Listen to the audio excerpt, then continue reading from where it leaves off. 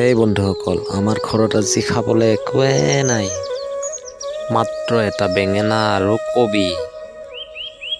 এয়া সৰু কবিৰ টুকুৰা, মাত্ৰ এইখিনিয়ে কবি আছে আজিৰ কাৰণে।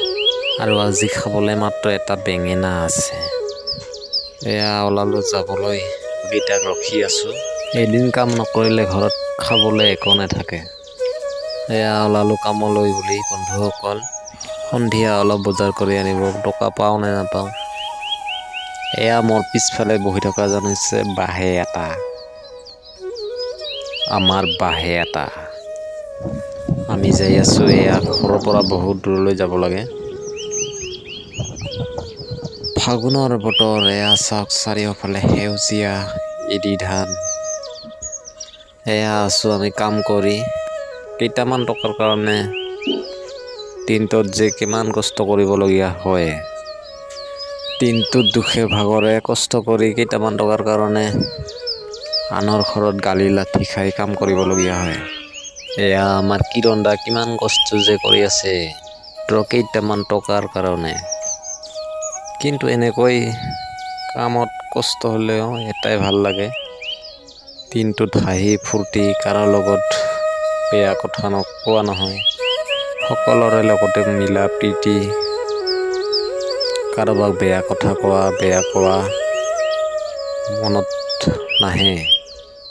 কাৰ ঘৰত কেতিয়া কাম কৰিব লগা হয়, সেইকাৰণে কাৰো লগত বেয়াকে নাথাকোৱে। এয়া আমাৰ নাকাৰু বাহে এটা, এয়া লাল চাহ আৰু লাড্ডু বনাই দিছে। এয়া আমাৰ নাকাৰু খাই আছে লাল চাহ আৰু লাড্ডু, কি মজা। এয়া বাহে এটাৰ হাঁহি।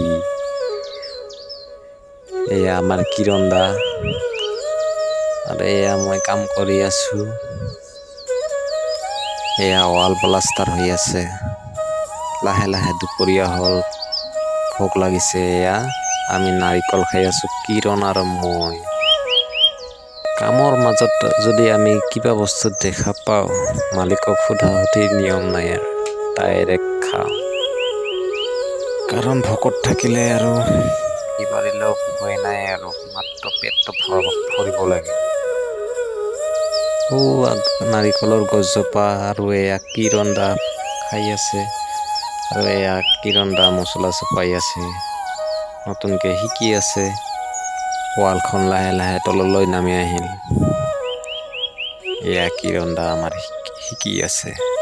এয়া এইজনে হ'ল আমাৰ চিৰঞ্জিত মালিক।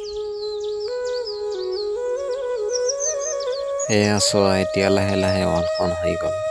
ৱালখন কেনেকুৱা হৈছে অলপ কমেণ্ট, লাইক, শ্বেয়াৰ কৰি জনাব। শ্বেয়াৰ কৰিব ভিডিঅ'টো, ভাল পালে লাইক কৰিব, ফ'ল' কৰিব। এয়া দিনটো কষ্ট কৰি টকা কেইটামান পালোঁ, এতিয়া বজাৰলৈ যাম। কাৰোবাৰ যদি কাম থাকে মাতিবি। আজিৰ কাৰণে সকলোকে বাই।